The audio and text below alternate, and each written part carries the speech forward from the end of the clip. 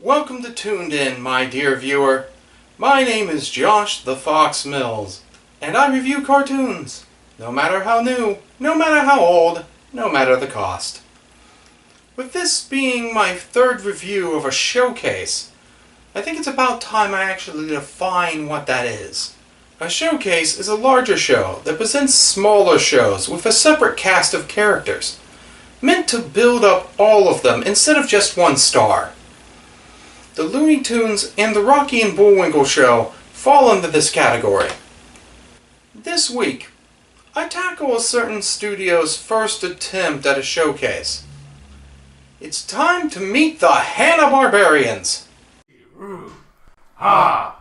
Hoo! Ha! Raggy! Ladies and gentlemen, come back after the credits for the Huckleberry Hound Show.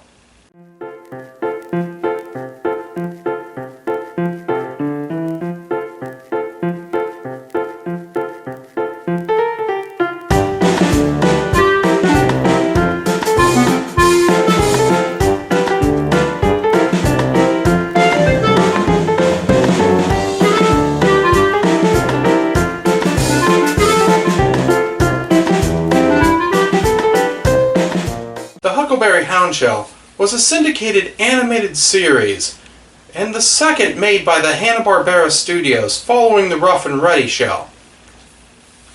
Running from 1958 to 1961, with 4 seasons and 69 episodes, Huckleberry Hound was the first animated program to win an Emmy Award. It helped to make Hanna-Barbera a household name and legitimize the concept of cartoons designed for television. The show was sponsored by Kellogg's during its run, and why not? Howdy Doody was sponsored by Wonder Bread. At least with Kellogg's, you'd eat the sponsored product on a Saturday morning while watching the show. It makes sense. The Huckleberry Hound Show had 3 segments. One starring the titular character, Huckleberry Hound. Another starring Pixie and Dixie, 2 mice trying to outwit and escape a cat named Mr. Jinx. And a last segment with Yogi Bear and his pal Boo Boo, which became so popular it received its own spin-off series and was replaced by a segment starring Hokey Wolf and his little wolf buddy Ding Ding. That's funny. I thought Ding Ding was what the fox says! I'll cover the other segments first before focusing on our star. I'm not mentioning Pixie and Dixie much in this review. What's to say? It was basically Tom and Jerry again. Hokey and Ding Ding were very similar to Yogi Bear, as Hokey tried to lie and cheat his way to an easy life, while he had an uncertain but willing accomplice in Ding Ding. Of course, Yogi Bear branched off for his own series, so I'll cover his in another episode. Okay, on to Huckleberry Hound. Huck is an anthropomorphic blue-tick coonhound. The term huckleberry is a slang expression for a rube or an amateur, or a wild expression of disapproval. It was famously used by Wild West legend Doc Holliday, at least in films. Huck has many southern mannerisms, like the use of the phrase, "and stuff like that there."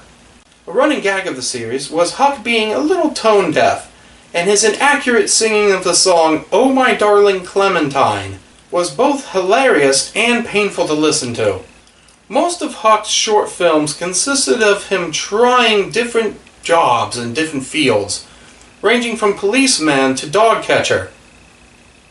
Weird. With results that backfired. But he usually came out on top, either through slow persistence or just sheer luck. One regular antagonist of the series was Powerful Pierre, a tall and muscular, unshaven character with a French accent. Yet another villain was Dinky Dalton, a rough and tough western outlaw that Huck usually had to capture. And Crazy Coyote, an Indian who Sheriff Huck had to defeat often and was usually his match. There were also two crows with mafia accents who usually annoyed Farmer Huck. Huckleberry Hound did not seem to exist in any specific time period or setting. He had been a Roman gladiator, a medieval knight, a rocket scientist, yet he never appeared in futuristic settings. Only the past or present. Most Hanna-Barbera characters broke the fourth wall and would speak to the audience, but Huck almost did this to excess.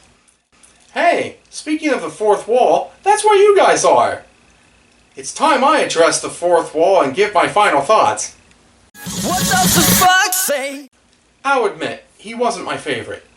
But Huckleberry Hound launched both Yogi Bear and Hanna-Barbera in general into the spotlight, so he definitely gets my respect. There are certainly worse Hanna-Barbera cartoons, in my opinion. But Huck runs a nice middle ground. And he may not be great, but if you like the Hanna-Barbera style humor, then this is just another show to check out if you'd like. Next week, it's Anime Week. And I'm going to show you why when you think Japan, you think giant robots. Tune in next week for Mobile Suit Gundam. See you then.